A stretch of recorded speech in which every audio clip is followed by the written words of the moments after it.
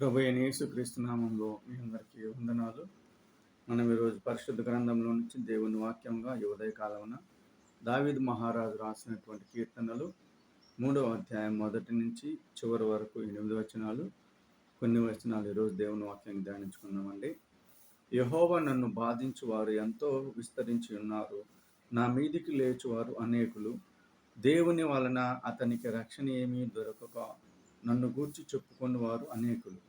యెహోవా నీవే నాకు కేడముగాను, నీవే నాకు అతిశయాస్పదముగాను, నా తలెత్తువాడుగాను ఉన్నావు.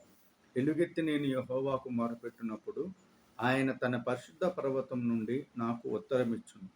యెహోవా నాకు ఆధారము, కావున నేను పండుకుని నిద్రపోయి మేలుకొందును.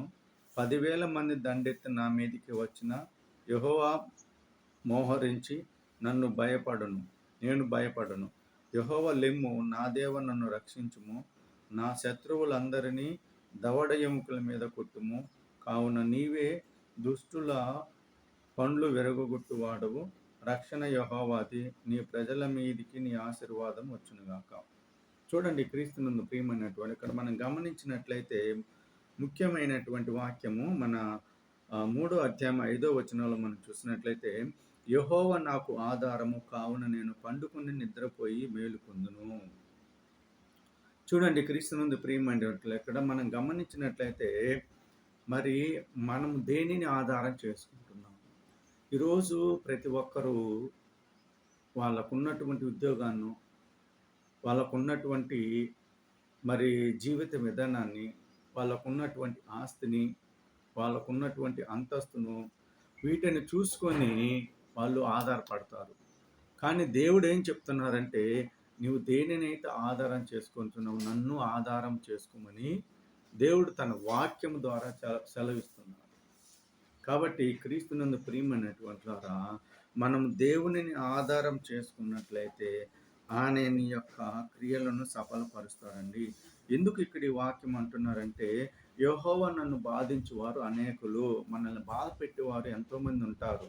మన శత్రువులు అనుకుంటారు, ఈ అబ్బాయికి దేవుడు అని అంటున్నాడు కదా, దేవుడు ఇతనికి ఏం మేలు చేశారు, ఇంత కష్టాల్లో ఉన్నారు కదా, ఇంత ఇబ్బందిలో ఉన్నాడు కదా, మరి ఏమి లాభం ఉంది ఈ అబ్బాయి దేవుని నమ్ముకుంటే అని అంటారు. చూడండి, క్రీస్తునందు ప్రియమైనటువంటి వారా, నీవు ఆపదలో ఉన్నప్పుడు, నీవు సమస్యలో ఉన్నప్పుడు నువ్వు దేవునికి ఆధారం చేసుకోవాలి.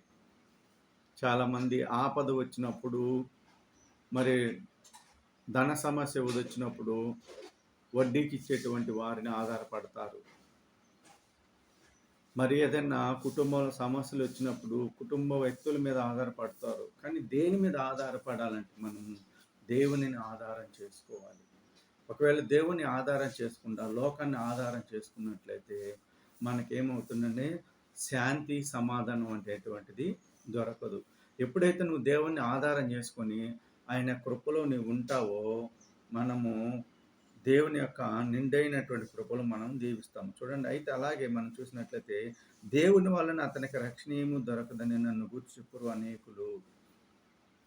చూడండి ప్రియమైనటువంటి వారా, దేవుడు అతని పక్షమున ఉండకుండా అతనికి కీడు చేయాలి, వీడికి అన్నీ కరెక్ట్గా జరుగుతున్నాయి, ఏమి జరగకూడదు, ఇతనికి కీడు ఎక్కువగా జరగాలి అని అనుకునే వాళ్ళు చాలామంది ఉంటారు.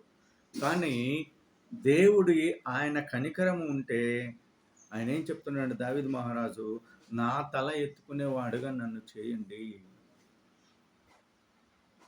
అలాగే మనం చూసినట్లయితే ఆయన తన పరిశుద్ధ పర్వతం నుండి నాకు ఉత్తరం ఇచ్చును.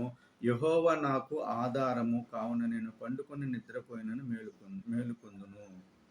దేవుని ఆధారము చేసుకున్నట్లయితే 10,000 మంది దండెత్తి నా మీదకి వచ్చి మోహరించిన నేను భయపడను. మరి ఎందుకు దావీదు మహారాజు ఇక్కడ భయపడను అంటే, ఆయన మనుషుల్ని ఆధారం చేసుకోలేదండి.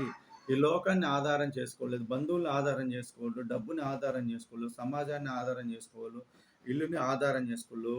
ఎందుకు 10,000 మంది నా మీద దండెత్తి వచ్చి నేను భయపడానంటే, ఆయనకి దేవుడు తోడుగా ఉన్నాడు కాబట్టే నేను భయపడను అని వాక్యం ద్వారా సెలవిస్తున్నాడు. కాబట్టి క్రీస్తునందు ప్రియమైనటువంటి అక్కడ మనం చూసినట్లయితే, యెహోవా లెమ్ము, నా దేవా నన్ను రక్షించుము. నా శత్రువులందరి దవడ ఎముకల మీద కొట్టువాడవు నీవే. శత్రువులను బంధించేది ఎవరండి? దేవుడే. కాబట్టి ఆయన శత్రువులను బంధించు వాడవు నీవే, వాళ్ళ పళ్ళ దవడు విరగొట్టు వాడవు నీవే. మరి ఆ శక్తి ఎవరికుందంటే ఈ లోకంలో ఉన్నటువంటి మానవులకు లేదండి. ఒక దేవునికే ఉంది. కాబట్టి క్రీస్తునందు ప్రియమైనటువంటి మనం ఈరోజు నువ్వు దేన్ని ఆధారం చేసుకుంటున్నావు నాకైతే తెలియదు గాను. మనం దేవుణ్ణి ఆధారం చేసుకున్నట్టే ఆయన యొక్క కృపను బట్టి మనము జీవిస్తాం. కాబట్టి క్రీస్తునందు ప్రియమైన మనం దేవుణ్ణి ఆధారం చేసుకొని మరి దేవుని యొక్క కృపలో జీవించాలని ఈ చిన్న వాక్యాన్ని ముగించుకున్నాను. ప్రార్థన చేసుకున్నాను. మహాగణుడా, మహాపరిశుద్ధుడా, పరిశుద్ధమైన తండ్రి, నీ నామానికి వేలద వందనాలు, స్తోత్రాలు ప్రభా. ఈ రోజు నేను ఇంతవరకు నేను మీ వారిని ఆధారం చేసుకుని లోకంలో ఉన్నటువంటి వారిని గురించి, డబ్బు గురించి, ఆస్తుల గురించి, అందం గురించి నైనా, భార్యాభర్తల గురించి నైనా అందరినీ ఒకరి మీద ఒకరు ఆధారం చేసుకుని బతుకుతున్నాం ప్రభా. అటువంటి జీవితం కాకుండా ప్రభా నిన్ను ఆధారం చేసుకుని నైనా దావీదు మహారాజు ఏ విధంగా అయితే కృప పొందాడో ప్రభా, ఆ విధంగా మేము కూడా ఆయన కృపను పొందుతారు. నీ అత్యున్నతమైన కృపను నాకు మాకు దయచేయండి. అలాగే నీది వాక్యం ఎవరు వింటున్నారు ప్రభా, వింటున్న ప్రతి ఒక్క బిడ్డకునైనా నీ కృపను దయచేయండి. వాళ్ళు చేసేటువంటి పనుల్లో ప్రతి విషయంలో తోడుగుండి సహాయం చేసి నడిపించి మీ నామానికి మహిమ ఘనత తెచ్చుకోమని యేసుక్రీస్తు నామమున ప్రార్థిస్తున్నాం తండ్రి. ఆమేన్. మీ అందరికీ వందనాలు.